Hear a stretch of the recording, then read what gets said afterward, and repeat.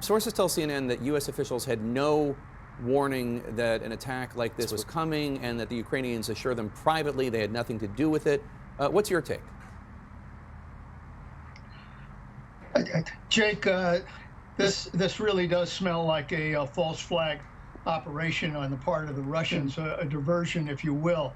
And if somebody was really trying to make an effort at an assassination attempt, it was pretty far-fetched. I've been to the Kremlin. The Kremlin is a fortress, and Putin doesn't exactly take walks around the Kremlin. There's no rose garden at the Kremlin. So this is clearly an allegation that is false. I don't think there's a lot of truth to it. And at most, it probably is one of these diversionary things that kind of marks the beginning of the spring offensives that we're going to see pretty soon. So, yeah, that was going to be my next question. If this is indeed a false flag, is this, do you think, Russia trying to create some sort of justification for further nihilistic barbarism? Not that they need it, really. I mean, they've been doing it now for more than a year anyway.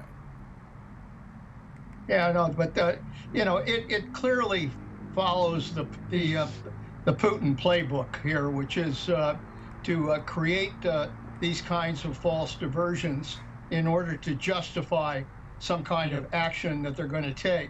I don't know what that action would be. They're sending a lot of drones over Ukraine. They're sending a lot of missiles over the Ukraine. I don't know what additionally the Russians could do at this point that they're not doing now. But having said that, I think that the Ukrainians probably are engaging in some diversions themselves in Ukraine to try to make sure that the Russians don't quite know where they're going to show up in terms of their offensive. And I'm sure the Russians are now doing the same. We're going to see a lot of that as we work up to what I think is without question going to be a spring offensive, certainly by the Ukrainians and possibly by the Russians as well. So Russian state media claims that this drone was a Ukrainian-made drone called a UJ-22 attack drone that theoretically would have had to have flown more than 300 miles to get to Moscow. That's just from the nearest Ukrainian border. Would a drone like that even have the capacity to inflict major damage on a building so heavily fortified as the Kremlin? Well, yeah, Jake, I've headed up drone operations when I was CIA director. If you're serious about using a drone, the way you have to do it is to frankly conduct a great deal of surveillance in order to make sure that that you're going to hit the right target. As far as I can see here, there wasn't any kind of surveillance involved.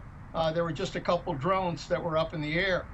So it doesn't strike me that this was a serious effort certainly at an assassination, which is far-fetched.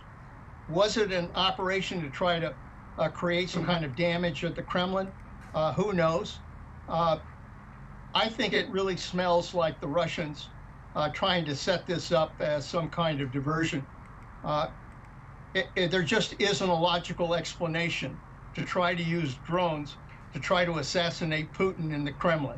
That's just unbelievable. Well, it's also just, I mean, anyone who knows anything about Putin knows, well, first of all, I mean, the Ukrainians are fighting a war, they're defending themselves. Nobody should think that they wouldn't grab an opportunity to inflict harm on the man killing their children if they could. But the idea that they would send a little drone to attack the outside of the Kremlin as a way to get Putin, when I know, and I'm certainly not Ukrainian intelligence, I know that Putin's not spending the night in the Kremlin.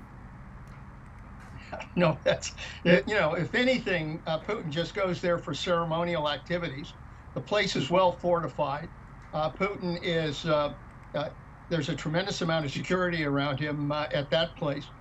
If you're even going to think about a possible assassination, you would look probably at his residences outside of Moscow, and near the lake he's got a residence as well. But again, you'd have to do some surveillance to make sure that you've got a target. Otherwise, you're just wasting time and not really doing anything that's going to be effective. So I just see this as a lot of baloney that the Russians are throwing out there in order to kind of justify any further action that they're going to take against Ukraine.